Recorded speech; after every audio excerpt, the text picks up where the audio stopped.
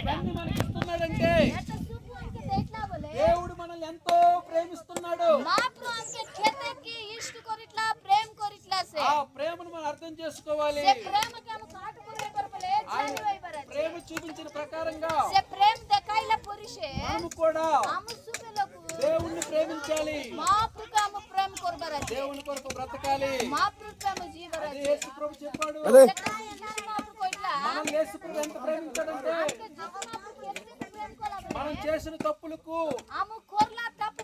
ఆయన సిలువ మరణం పొందాడు. మనం చేసిన పొరపాట్లకు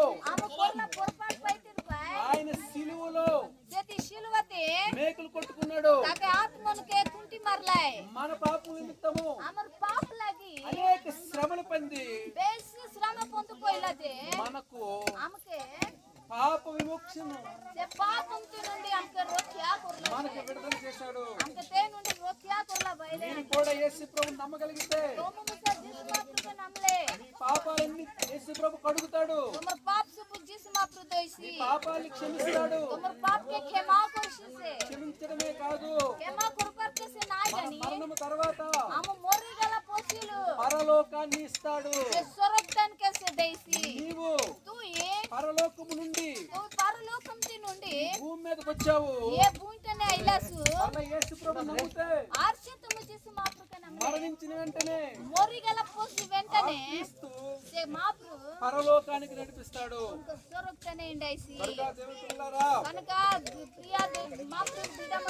ఈ దేహము దేవుడు చేసింది కనుక ఈ దేహముతో మనము దేవుని కొరకు బ్రతకాలి. అలాగా బ్రతకాలి. మీరు బాగుండాలని మిమ్మల్ని ప్రేమించి మేము కూడా ఒకనాడు దేవుణ్ణి పట్టించుకోక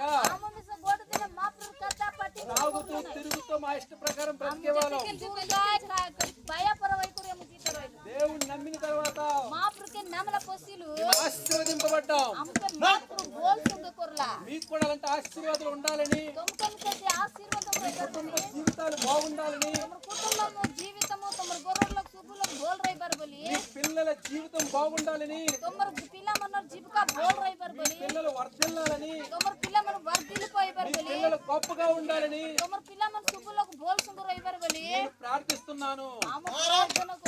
నా మాట వింటి నమ్మి జీవితాలు మార్చుకోమని అర్థిస్తూ బతిమాలుకుంటున్నాను.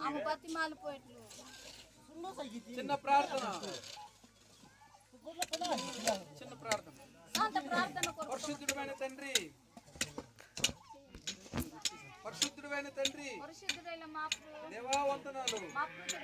ఈ కొండ ప్రాంతాలలో మంచి పిల్లల తండ్రి, కష్టపడే జీవుల తండ్రి, దేవా నాయనా మీ ప్రేమ తెలిపాము, మీ జీవం గల మాటలు చెప్పాము.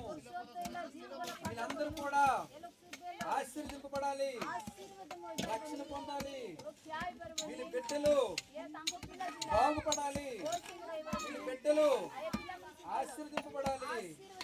దేవా నాయనా, దేవా కృపగల తండ్రి, ఈ గ్రామమును, ఇక్కడున్న పిల్లలను, ఇక్కడ పనిచేస్తున్న బిడ్డలను కాపాడమని, రక్షించమని యేసుక్రీస్తు నామములో ఈ ప్రార్థన